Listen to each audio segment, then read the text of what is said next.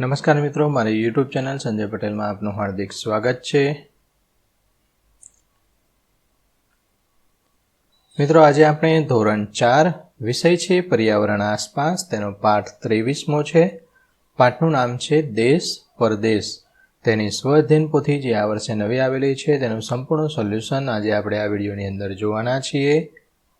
પરંતુ તે પહેલાં જે મિત્રો અમારી ચેનલમાં નવા છે, જેમણે હજુ સુધી અમારી ચેનલને સબસ્ક્રાઇબ નથી કરી, તે અમારી ચેનલને જરૂર સબસ્ક્રાઇબ કરે, વિડીયો લાઇક કરે, શેર કરે અને બેલ નોટિફિકેશન આઇકોન ઓન કરે, જેથી અમારા દરેક નવા વિડીયોની નોટિફિકેશન તમારા મોબાઈલની સ્ક્રીન પર મળી શકે।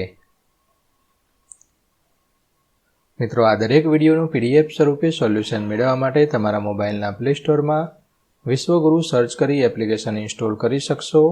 તદ્દન ફ્રી એપ્લિકેશન છે, કોઈ પણ પ્રકારનો ચાર્જ તમારી પાસેથી લેવામાં આવતો નથી। શરૂઆતની સ્ક્રીન આવી જોવા મળશે, તેમાં સ્વઅધ્યયન પોથી પર ક્લિક કરી ધોરણ પસંદ કરતા, વિષય પર ક્લિક કરતા વિડીયોના ઓપ્શન પરથી તમે વિડીયો જોઈ શકશો અને PDFના ઓપ્શન પરથી તમે PDF સ્વરૂપે સોલ્યુશન મેળવી શકશો। ખૂબ જ સારી એપ છે, એકવાર જરૂર ડાઉનલોડ કરીને જોજો। ચાલો સોલ્યુશન શરૂ કરીએ તે પહેલાં સૌપ્રથમ પ્રશ્ન પહેલો છે ખાલી જગ્યા પૂરો।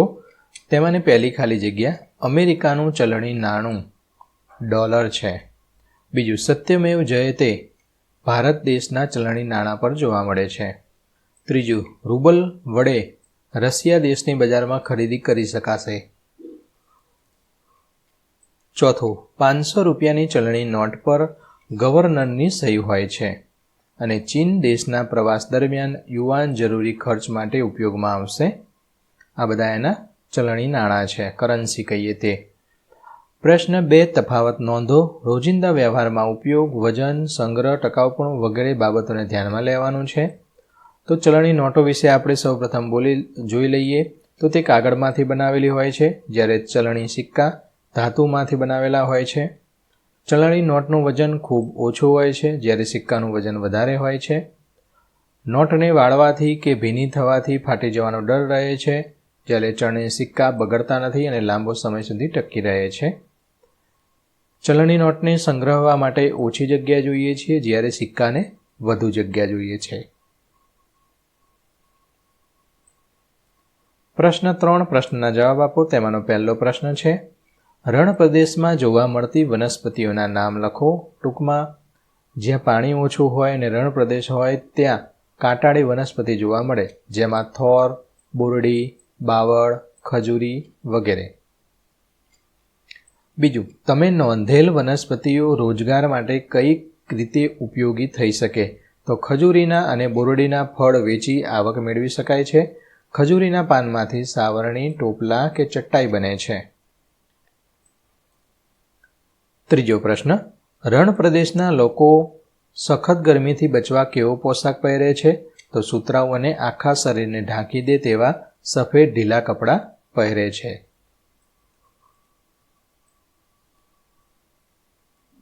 ચોથો પ્રશ્ન, અબુધાબીમાં શું સસ્તું મળશે?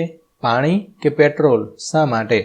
તો અબુધાબીમાં પેટ્રોલ સસ્તું મળે છે, કારણ કે ત્યાં રેતીની નીચે જમીનમાં પુષ્કળ પ્રમાણમાં પેટ્રોલિયમ મળી આવે છે, જ્યારે ત્યાં વરસાદ ઓછો પડવાથી પાણીની અછત છે। પાંચમું, અબુધાબીના વાતાવરણનો અભ્યાસ કરતાં તમને ત્યાંનું શું ગમ્યું અને શું ન ગમ્યું? તો અબુધાબીના રસ્તાઓ ખૂબ જ ચોખ્ખા છે અને ત્યાંની ઇમારતો બાંધકામ ખૂબ સુંદર લાગે છે। ત્યાં અસહ્ય ગરમી પડે છે, તે ન ગમ્યું। પ્રશ્ન 4 સાચો વિકલ્પ પસંદ કરી બાજુના ખાનામાં વિકલ્પનો ક્રમ લખવાનો છે, જેમાં પહેલો છે અબુધાબીમાં પાણી કરતાં પણ સસ્તું શું મળશે? તો પેટ્રોલ। બીજું, હવાઈ મુસાફરી દરમિયાન વિમાનમાંથી શું નીચે દેખાશે? તો વાદળ। ત્રીજું, ભારતીય 10 રૂપિયાની નોટ પર શું લખેલું હોય છે? તો આપેલ તમામ એટલે કે સિરિયલ નંબર પણ હોય છે। રિઝર્વ બેંક ઓફ ઇન્ડિયા અને ₹10 રૂપિયામાં 10 રૂપિયા લખેલું હોય, 20 રૂપિયામાં 20 રૂપિયા, એટલે કે આ બાકીની તમામ વસ્તુ છે એ લખેલી હોય છે, માટે ઓપ્શન ડી તમામ આવશે। ચોથું, ભારતીય ₹5ના ચલણી સિક્કા પર શું જોવા નહીં મળે? તો ગવર્નરની સહી ના હોય, તેમાં નોટો ઉપર જ હોય। પાંચમું, રૂપિયા 500ના મૂલ્ય સાથે નીચેનો કયો વિકલ્પ સમાન મૂલ્ય ધરાવશે? આપેલ તમામ. ખોટો શબ્દ ચેકી દેવાનો છે. અહીંયા આસોપાલવ ચેકી દેવાનો છે. તો ખજૂરી રણ પ્રદેશમાં જોવા મળે છે. બીજાની અંદર ડોલર ચેકી દેવાનું છે. અબુધાબીમાં દિરહામ એનું કરન્સી છે, એટલે કે ચલણી નાણું છે, એ વપરાશે. ડોલર તો છે યુએસએમાં ને એમાં જ વપરાશે. ત્રીજું, અબુધાબીની સરખામણીએ ભારતમાં 1 લીટર પેટ્રોલના પૈસા વધુ ચૂકવવા પડે. પાણી તો આપણને ઘણું મળી રહે, પાણી ચેકી દેવાનું. ચોથું, શ્રીનગરમાં ઠંડુ વાતાવરણ અનુભવાશે. અબુધાબીમાં તો ગરમી પડે, ચેકી દેવાનું. પાંચમું, જંગલ વિસ્તારમાં વધુ વરસાદ પડે, રણ વિસ્તારમાં ઓછો. એટલા માટે જ કહે છે ને વૃક્ષો વાવવા જોઈએ, વરસાદ વધુ આવે એ માટે. છઠ્ઠું, લાગુ પડતી વિગત માટે યોગ્ય ખાનામાં ખરું કરવાનું છે. અહીંયા રનવે ક્યાં હોય? તો વિમાનને ઉડવા માટે સ્પીડની જરૂર પડે. સૌપ્રથમ રોડ જેવું બનાવેલું હોય એને રનવે કહે. એ રનવે ઉપર દોડે ને પછી એ ઉડવાની શરૂઆત કરે. ડ્રાઈવર તો તે જમીન મુસાફરી. એરપોર્ટ તો હવાઈ મુસાફરીમાં. સડક માર્ગ તો જમીનમાં આવશે. બંદર તો દરિયાઈ મુસાફરીમાં. પાયલોટ હવાઈ મુસાફરીમાં. કેપ્ટન દરિયાઈમાં. ટિકિટ બારી હવાઈ મુસાફરી, દરિયાઈ મુસાફરી, જમીન મુસાફરી, ત્રણેયમાં. પેસેન્જર તરીકે આપણે જવું હોય, એમાં બેસવું હોય તો આ ત્રણેયની અંદર ટિકિટ લેવી પડે. બાકીનું છે તમે તમારી રીતે આ રીતે પૂર્ણ કરી શકશો. પ્રશ્ન 7, મને ઓળખો. પહેલું, હું રણ પ્રદેશમાં રોજગાર મેળવવા માટેનું મુખ્ય વૃક્ષ છું. ખજૂરી. બીજું, હું રણના જહાજ તરીકે જાણીતું છું. ઊંટ. ત્રીજું, હું અબુધાબીમાં વપરાતું ચલણી નાણું છું. દિરહામ. ચોથું, એક દેશમાંથી બીજા દેશમાં ઝડપી મુસાફરી માટે મારો ઉપયોગ થાય છે. વિમાન. અને પાંચમું, હું વિમાનને ઉડવા અને ઉતરવા માટેનું સ્થળ છું. એરપોર્ટ. પ્રશ્ન 8, આપેલા મુદ્દાઓને ધ્યાનમાં રાખી વિસ્તાર મુજબ માહિતી લખવાની છે. તો વિગત આપેલી છે તેમાં ભાષા, તો ગુજરાતમાં ગુજરાતી ભાષા મુખ્યત્વે, અબુધાબીમાં અરબી ભાષા, લદ્દાખમાં લદ્દાખી ભાષા. પોશાક ગુજરાતમાં ધોતી, જબ્બો, સાડી. અબુધાબીમાં હળવા સફેદ સુતરાઉ કપડાં. કેમ કે ત્યાં વધારે ગરમી પડે છે, માટે સુતરાઉ કપડાં હોય તો ઓછી ગરમી લાગે.